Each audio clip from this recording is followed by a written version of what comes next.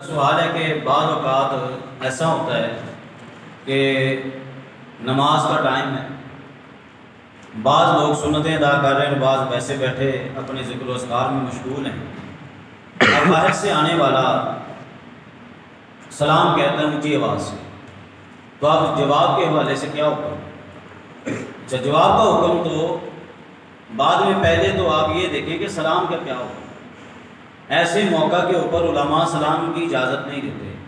کہ سلام نہ کیا جائے جب لوگ اپنی عبادتوں میں مشغول ہوں، یا کوئی بندے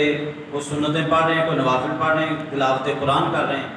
ایسے موقع کے اوپر سلام کرنا ہی منع ہے۔